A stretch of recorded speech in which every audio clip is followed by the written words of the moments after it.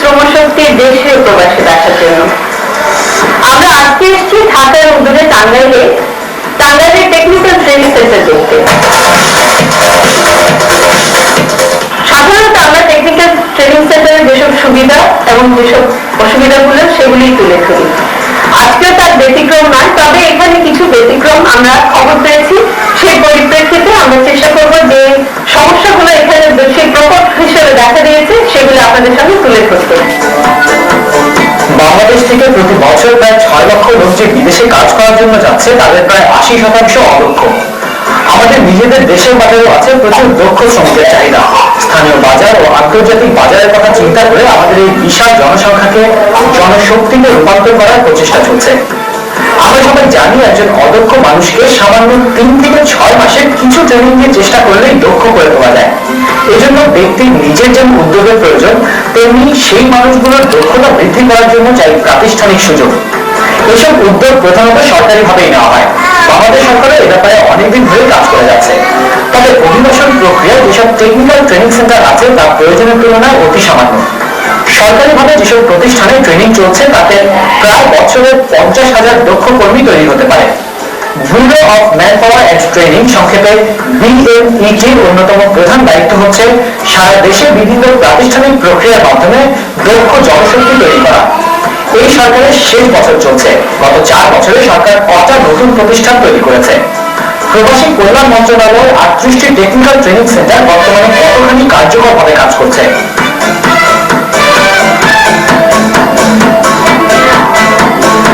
আজ আমরা ঢাকা থেকে খুব দূরে নয় এমন একটি প্রতিষ্ঠান টাঙ্গাইলের টেকনিক্যাল ট্রেনিং সেন্টার, তাদের কি অবস্থা তাই দেখব। ঢাকা টাঙ্গাইল মহাসড়ক থেকে মাত্র কয়েকশো গজের মধ্যে এই প্রতিষ্ঠানটির অবস্থান। যাতায়াতের সুবিধার জন্য প্রতিষ্ঠানটি খুব ভালো অবস্থানে রয়েছে। 2004 সালে আনুষ্ঠানিকভাবে এর কার্যক্রম শুরু হয়। অন্যান্য টিটিসির মতো বেশ বড় এলাকা জুড়ে এর অবকাঠামো নির্মিত হয়েছে। স্থাপত্যের দিক থেকে কিছুটা আধুনিক ও নান্দনিক সৌন্দর্যের বাড়তি ছোঁয়া এখানে দেখতে পাওয়া যায়। এখানে ভোকেশনাল স্কুল আছে, সেখানে নবম ও দশম শ্রেণীর শিক্ষার্থীদের সাধারণ শিক্ষার পাশাপাশি কারিগরি শিক্ষা দেওয়ার কথা। প্রথমে যেটা চোখে পড়বে তা হলো যথেষ্ট পরিমাণ শিক্ষার্থী নেই। ক্লাসের মেঝেতে নোংরা, প্রাণহীন ক্লাসরুমগুলো। প্রাতিষ্ঠানিক উৎকর্ষতা বাড়ানোর জন্য যেসব কাজগুলো করা দরকার তার বড়ই অভাব। সরকার কোটি কোটি টাকা খরচ করে এ ধরনের কারিগরি প্রতিষ্ঠান তৈরি করেছে, কিন্তু অদক্ষ পরিচালনার কারণে জনগণ এর সুফল পাচ্ছে না। কিছু স্বল্পমেয়াদী কোর্স এখানে করানো হয়, তার মধ্যে কম্পিউটার কোর্স ও গ্রাফিক্স এর কোর্সগুলোতে মোটামুটি ছাত্রছাত্রীর সংখ্যা ভালো। ছাত্রছাত্রীদের সাথে কথা বলে জানা যায় তারা কেন এখানে কোর্স করতে এসেছে। এই প্রতিষ্ঠানটা করতে আমার ফ্রেন্ডের কাছ থেকে আসলে ওরা ফর্ম উঠাচ্ছিল, তখন শুনলাম। আমি ভাবলাম কম্পিউটারটা শেখার জরুরি, যে কোনো জায়গায় কম্পিউটার লাগে জব করার সময়। তো ভাবলাম এর চেয়ে ভালো চান্স পাবো না। আমি টাইপিং, মাইক্রোসফট ওয়ার্ড, বিভিন্ন থিওরি, কম্পিউটার কি বা কম্পিউটারের কাজ, উপকারিতা বিভিন্ন জিনিস শেখানো হয়। আপনার জানুয়ারি থেকে জুন সেশন প্রতিনিধি কম্পিউটার শেখাবেন না, একটু নাই কম্পিউটার শেখার আসছে। এখানে ভর্তি হওয়ার পরে মানে বাজারে লাগছে কাজগুলো, কিন্তু দূর থেকে আসতে অনেক কষ্ট করে আসতে হয়। অনেক ভালো শেখায় আর অনেকগুলো কম্পিউটার আছে, অনেক সুন্দরভাবে সেট আপ করা। স্টুডেন্টে শর্ট টাইম দিলে এতটা ভালোভাবে শেখানো হয় না, তো এই জায়গায় ভালোভাবে শেখানো হয়। আমরা আমাদের বড় ভাইয়ের কাছ থেকে শুনছি, তো এই জায়গায় শিখতে আসছি। আমাদের এখানে পিছিয়ে সংকট আছে, আর যদি কিছু পিছিয়ে থাকতো তো আমরা ভালোভাবে শিখতে পারতাম। 4 মাসের কোর্স 2100 টাকা নিচ্ছে। দ্বিতীয় প্রবলেম হচ্ছে আমাদের পিসির সংখ্যা। আমাদের অনেক তো যে কয়েকজন বন্ধুরা ছিলাম বা এখন আমরা বসে আছি, তো একজন আমরা কাজ করতেছি, তো 2 জন কাজ করতে পারতেছি না আরেকটা পিসিতে, তাই এখন বসে আছি অটোমেটিকলি। 3 নাম্বার প্রবলেম হচ্ছে যে টিচার কম। সব কোর্সগুলোর মধ্যে কম্পিউটার কোর্স ছাড়া অন্যান্য কোর্সগুলোতে তেমন ছাত্রছাত্রী নেই, কিন্তু প্রচুর সুযোগ সুবিধা দেওয়া হয়েছে। অনুসন্ধান করে জানা যায় সঠিক প্রচারণার অভাবে বিভিন্ন শর্ট কোর্সগুলোতে যথেষ্ট শিক্ষার্থী নেই, বরং বিভিন্ন ক্লাসে লক্ষ লক্ষ টাকার দামি দামি মেশিন বছরের পর বছর পড়ে আছে। কোর্সে কোথায় এগুলোর ব্যবহার হবে, কোন দক্ষ শিক্ষক এই মেশিন ব্যবহার করে কোর্স করাবেন, এসব সম্বন্ধে কোনো পরিকল্পনাই নেই। কোথাও ক্লাসের মাঝখানে, কোথাও কোনো কোনায় এমন দামি দামি অনেক সাজ সরঞ্জাম পড়ে আছে। প্রতিষ্ঠানটির সবকিছু দেখার দায়িত্ব যার, তিনি ব্যস্ত আদম ব্যবসায়। সরকার বছরখানেক আগে এই টাঙ্গাইল টিটিসিতেও হাউসকিপিং কোর্স খুলেছে। আন্তর্জাতিক সংস্থা IOM মহিলাদের এই কোর্সের জন্য প্রয়োজনীয় সব সামগ্রী দিয়ে পুরো একটা ব্যবহারিক ক্লাস তৈরি করে দিয়েছে। অন্যান্য টিটিসিতে ট্রেনিং সেন্টারের শিক্ষকরা প্রতিষ্ঠানের অন্যান্য কোর্সের সাথে সামঞ্জস্য রেখে এই হাউসকিপিং এর কোর্সও করিয়ে থাকেন, কিন্তু এই প্রতিষ্ঠানের প্রিন্সিপাল এখানে হাউসকিপিং এর কোর্স কাউকে করাতে না দিয়ে নিজেই করান। এভাবে যারা তার কোর্স করতে আসেন তাদের পাসপোর্ট সার্টিফিকেট দেওয়ার ব্যবস্থা নিজের নিয়ন্ত্রণে রেখেছেন। কোর্সে আসা মহিলাদের বিদেশে পাঠানোর নাম করে হাতিয়ে নেওয়া হচ্ছে লক্ষ লক্ষ টাকা। শুধু এখানেই এই প্রিন্সিপাল থেমে নেই, ট্রেনিং নিতে আসা গ্রামের সাধারণ মহিলাদের শারীরিকভাবেও ব্যবহার করার অভিযোগ আছে। আপনারা জানেন, আমাদের দেশের সাধারণ মহিলারা শারীরিক নির্যাতনের কথা সহজে মুখ করে বলেন না, তারপরও আমাদের উপস্থিতিতে অনেকে এসে সাহস করে তাদের অসম্মান ও সমস্যার কথা তুলে ধরেন।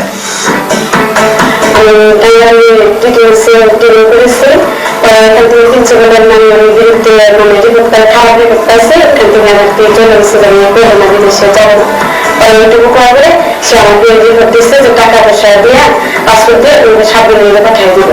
পরে এইটুকু পাওয়ার পরে আমি আর আসিনি আমার বাসায়। পরে আরেকদিন আসবো, তখন আমাদের প্রস্তাব দিচ্ছে তো তুমি ভাবি আসতে বাসায়, তো আমার বাসায় আসো রাত্রে 7টা বাজে। তখন সে শুধু পাই না, তুমি যাইবা না, তোমার বিশ্বাস বুঝতে, তবে তুমি চলে যাও। ঠিক আছে, আমি যাই তাহলে। পরে সে চলে গেলাম। আমি রাজুদের মেম্বার হাতে দিচ্ছি 10,000 টাকা, প্রিন্সিপালের হাতে দিচ্ছি 10,000 টাকা। আমি তো মেডিকেল করতে চাইছিলাম, মেডিকেল করে দেন আমার। আমি টাঙ্গাইলতে গেছি, অফিসে গেছি, মানুষের কাছে শুনলাম যে লোক দিদি 12,000 থেকে। আমার আর্থিক অবস্থা বেশি ভালো না, তাইতে বলছি তাহলে আমি পৃথিবীতে যাইতে পারি নাকি। পরে প্রিন্সিপাল স্যারের সাথে আলাপ করলাম। আলাপ করার পরে আলাপ আপনার সাথে করছে, অন্য কোনো দালালের সাথে আলাপ করো না, কোনো দালাল ধরার দরকার নাই। আমি তো এই জায়গাতে ট্রেডিং শেষ করে আমি তো পাঠাই দেবো, তুমি দিন ট্রেডিং দাও। ট্রেডিং দেওয়ার পরে আমি পাসপোর্ট নিয়ে তারা আটকাইছে, পাসপোর্ট দিয়ে দেয় না। আর ট্রেডিং এর যে সার্টিফিকেট পাবো, আমি সার্টিফিকেট ফেরত দেয় না। এখন বলতেছে যে পাঠিয়ে হবে না, সার্টিফিকেট হবে না, কোনো কিছু দেয় না, এরকম করে আমার বই পাঠিয়ে ঘুরে যায়। টাঙ্গাইল টিটিসিতে আমার দুই ভাবি, আমার যা আমার বিদেশ যাবে, তাই আমাকে বললো যে তোর পাসপোর্ট আছে, তাহলে তুই আমাদের সাথে জমা দে। পরে বলছি তাহলে ঠিক আছে, চলে জমা দিই। পরে বলছি কার কাছে, কয় যে ওখানে স্যার আছে, প্রিন্সিপাল স্যার, তার কাছে জমা দিল দেয়। পরে গেছি, আমার স্যারই হঠাৎ করে রাত্রে ফোন দিছে। ফোন দেয়, বলে যে আমি ফোন দিছি, আমি তো জানি না স্যার ফোন দিছে। বলে যে আমি কই হ্যালো, কে তুমি? আমি টিটিসি থেকে বলছি, তোমাদের স্যার। আমি আপনি এত রাত্রে ফোন দিচ্ছেন? ফোন দেওয়া লাগবো না, জানা লাগবো না কে কোথায় থাকে? আমি কই কে কোথায় থাকে? আমরা থাকি বিসিকে, তোমার সাথে কথা বলা বলবো। আপনি আমার সাথে কিসের কথা বলবেন একত্রে? বলা যাবে না, বলে অসম্ভব, আপনার সাথে কথা বলে তোমার প্রশ্ন উঠে না, আপনি আমার সাথে, আপনার সাথে আমি কথা বলবো একত্রে। পরে বলে 10,000 দিয়ে কথা বলে না, আপনি একটা স্যার, আপনি আমি আপনি মেয়ের তুলবো আর আপনি আমার বাপের তুলবো, এই ধরনের কথা বলেন কে? এই কথা বলছি না, সরাসরি সার্ভিস সেন্টারে বলছি যে আমার পাসপোর্ট আর মেডিকেল রিপোর্টটা জমা দেওয়া দেন। যেগুলো ঢাকা হয়েছে ওগুলো দিতে পারবো না, এখন ওগুলো আইনা দিয়ে লাগবো। পরে স্যার নিয়ে গেছি, সাড়ে বললো যে দেওয়া দেন, যদি না দিতে পারেন তাহলে নাম্বার দেন, ঠিকানা দেন, আমি টেবিলে উঠে নিই। তাহলে স্যার বললো কি 3 জন একত্রে জমা দিচ্ছ, 3 জন এটা একসাথে আইনা দিবি। এখন মনে করেন যে একমাস ঘোরাচ্ছে, আমি দিতেছি না। খোঁজ নিয়ে আরো জানা গেল, এই প্রিন্সিপালের অপকর্মের ধারা অনেক আগে থেকেই। ঢাকায় বিভিন্ন টিটিসিতে থাকাকালীন সময় প্রিন্সিপাল আমিরুল ইসলাম মেয়েদের স্বাধীনতা হানি করেছে এমন অভিযোগ ছিল। আর যে প্রতিষ্ঠানে গেছে সেখানে অর্থ আত্মসাতের ঘটনাও করেছে। বর্তমানে এই প্রতিষ্ঠানে নানা দুর্নীতি, নারী নির্যাতন, স্বেচ্ছাচারিতা, বিভিন্ন অভিযোগের ভিত্তিতে টাঙ্গাইলের টিটিসির 40 জন শিক্ষকের মধ্যে 39 জন শিক্ষক বিএমইটির মহাপরিচালক বরাবর লিখিত অভিযোগ পাঠিয়েছে। এসব ব্যাপারে শিক্ষকরা যা বলেন, আমরা অর্থ প্রতিষ্ঠানের সকল কর্মকর্তা একটা মিটিং করি টিটিসিতে। মিটিং করার পরে আমরা সবাই একমত সিদ্ধান্ত গ্রহণ করছি যে এই প্রিন্সিপালের অধীনে আমাদের কর্মকর্তা কর্মচারী চাকরি করা সম্ভব না, আমাদের ডিজি মহোদয়কে আমাদের বানাইতে হবে। পরবর্তীতে আমরা 60 জন কর্মকর্তা কর্মচারীর মধ্যে 59 জন কর্মকর্তা কর্মচারী প্রিন্সিপালের প্রত্যাহার দাবি করে আমাদের মাননীয় ডিজি মহোদয়ের কাছে আবেদন করছি। কোর্টে আমরা মন্ত্রী মহোদয় একান্ত সচিবকে দিচ্ছি। জেলাটায় যেসব নাগরিক সমস্যা আছে সৃষ্টি করছে, যার কারণে এলাকাবাসী যে কোনো সময় আমাদের উপর আক্রমণ করতে পারে এবং আমরা চাপ দোকানে মহিলা দোকানে আমাদেরকে টিটিসির অপবাদ দিয়ে আমাদেরকে খারাপ কথা বলে তোমাদের প্রিন্সিপাল এরকম নারী বেঞ্চু এবং সেই মেয়েদের প্রতি এরকম আশ্বস্ত বিভিন্ন মেয়েদের সাথে অপকর্ম করছে, এই প্রিন্সিপালকে তারা ছাড়বে না এবং আমাদেরকে বিভিন্ন অকথ্য ভাষায় কথাবার্তা বলে যে টিটিসির সব লোকজনের খারাপ। সবকিছু মিলে আজকে এই প্রতিষ্ঠানটি এগুলো একটা পজিশন যে করছে যে প্রতিষ্ঠানটা ভাবমূর্তি খুবই ক্ষুণ্ণ হয়েছে এবং এই প্রতিষ্ঠানে যে কোনো সচেতন গার্জিয়ান মেয়ে ভর্তি করতে এখন ভয় পায়। বিশেষ করে হাউসকিপিং ট্রেডে যারা মেয়েরা প্রশিক্ষণ নিয়ে বিদেশে যাবে সেই মেয়েরা এই আতঙ্ক পুরো এলাকায় ছড়াই করছে। সে এখন বর্তমান দেশে অনলি 3 জন মেয়ে ভর্তি হয়েছে, এখানে ভয়ে কোনো মেয়ে ক্লাস করতে আসতে চাচ্ছে না এবং যারা ক্লাস 9, 10 এবং স্বনির্ভর নিয়মিত করছে যেসব মেয়েরা বর্তমানে প্রশিক্ষণ নিতেছে তাদের গার্জিয়ানরা খুবই আতঙ্কিত যে এই অধ্যক্ষ কোন সময় কার মেয়ের সাথে কি ব্যবহার করে, তারা আতঙ্কিত।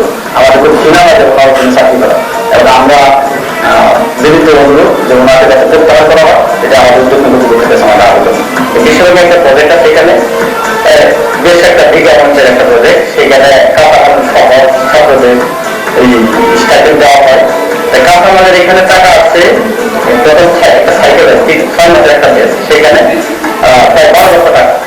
তা আমি এসে যেটা দেখতে পেলাম যে আমার পূর্বতনে যারা আছে সিআইরা সবার সিআইরা প্রিন্সিপালের সাথে বা মার্কেট কমিটির সাথে তো চিনি, কিন্তু উনি তাদেরকে নাকি প্রস্তাব এবং তারা আমাদের কাছে বলেন এটা আমি জিজ্ঞেস করলাম কাঁচামাল কেন কিনা না, তো প্রিন্সিপাল স্যার আমাদের কাছে 40% দাবি করছে, 40 আর 60 বা তারা এখানে তারা বলতে না আমরা 1 টাকা বাড়তে পারে সমস্ত টাকা আমরা কিনবো। এর প্রেক্ষিতে তিনি তাদের উপর একটু নাকশ হইলে অর্থাবধি কাঁচামাল এই খাতায় কোনো কাঁচামাল কেনা হয় না। টাঙ্গাইলের এই টিটিসিতে এই ধরনের অন্যায় হচ্ছে সেটা জানাজানি হয় নির্যাতিত মহিলারা যখন টিটিসির বাইরে এসে তাদের কথা সাধারণ মানুষকে খুলে বলে। পুরো প্রতিষ্ঠানের ভাবমূর্তি নষ্ট হচ্ছে। চ্যানেল আই এসেছে শুনে স্থানীয় বাসিন্দারাও কথা বলতে আসেন। তেমন একজন বাসিন্দা বলেন, রাস্তায় আমার আমাদের গান শুনে গেছি, পরে অফিস থেকে আমি একটা মেয়ে বেরিয়ে যাওয়ার টাইমে কাঁদতেছি, কান্নাকানি করতেছে। কান্নাকানির টাইমে ওই মেয়ে আমাকে জিজ্ঞাসা করছে যে কি হয়েছে, আমার ওই প্রিন্সিপাল স্যার আমার ট্রেনিং দেওয়ার জন্য আমার এই টাকা পয়সা পাসপোর্ট নিয়ে গেছে, আমার বাসায় কাজ করে নিয়ে আমার ইচ্ছা দিচ্ছে। এই জায়গায় পাসপোর্ট করে ওই জায়গায় ট্রেনিং আনলো কাজ শিখার জন্য তার কাজ করার জন্য কাজ শিখলো আয়া যায় প্রিন্সিপালে 15 দিন কাজ শেখার পরে আমার মেয়ের প্রস্তাব দিয়ে দিচ্ছিল। তারপর তো 2 মাস পরে আমি আবার পুনরায় ফোন দিছে আমার কাছে আমার কাছে ফোনটা করতেছে আপনি বিষে আসছেন, আপনার না বিষে সঙ্গে যা খাইতে পারি খাবো, না খাই না খাবো, আমি আমার বিদাস পাঠাবো না। কারণ বিদাস না পাঠালে তোমার 4 লাখ টাকা জরিমানা দিতে হবে, জরিমানা তো দিতে হবে, তারপরে সরকার কেস হবে, আপনার সম্পূর্ণ ওই ফ্যামিলির সবাই জেলে হবে। ভয়ে আমরা বিদাস পাঠানোর জন্য ব্যবস্থা নিয়ে ব্যবস্থা নিয়ে অফিসে আসলাম। তাদের শুনছি আমার হাতে ভালোবাসা না করে তার সার্টিফিকেট আমি দিব না। তারপরে তাদের 50,000 80,000 টাকা দিয়ে দিলেন, তাহলে তো আমরা সার্টিফিকেট দিব না। তাদের একটা আসলাম সন্ধ্যার সময় 7টার দিকে আগে, তাদের এই সার্টিফিকেট 40,000 টাকা দিয়ে এই সার্টিফিকেট নিয়ে যাবেন। মেয়ের খারাপ জায়গা করেছে আমার মেয়ে নির্যাতন করতে পারছে, নির্যাতন করতে পারছে এরকম ভাবে এরকম আমার পুত্র মুখ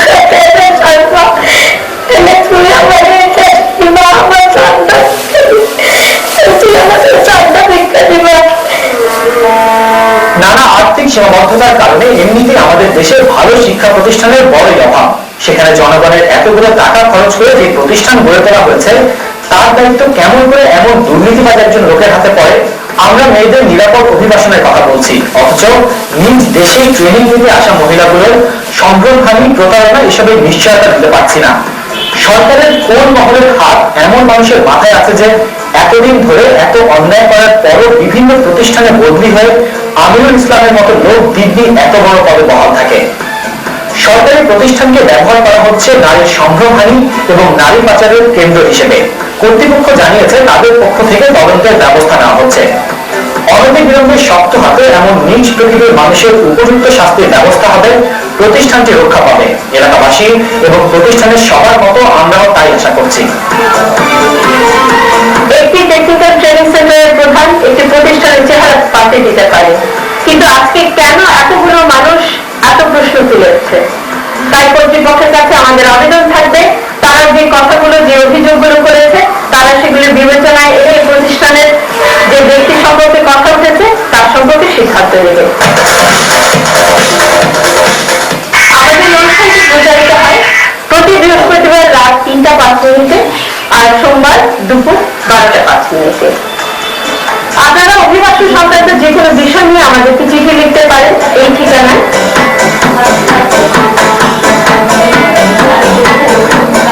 আমাদেরকে ইমেল করতে পারেন এই ঠিকানায়। আর পর্দায় আমরা কিছু নাম্বার দিয়ে দিলাম, এই ফোন নাম্বারগুলোতে আপনারা বাংলাদেশ সময় সকাল 11টা থেকে বিকাল 3টের মধ্যে অভিবাসন সংক্রান্ত যে কোনো প্রশ্ন আমাদেরকে করতে পারেন।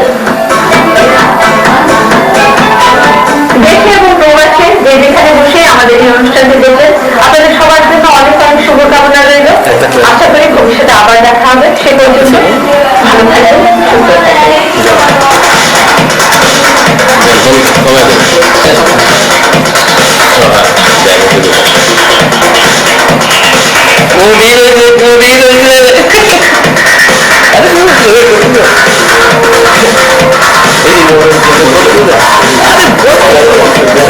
ঠিক করে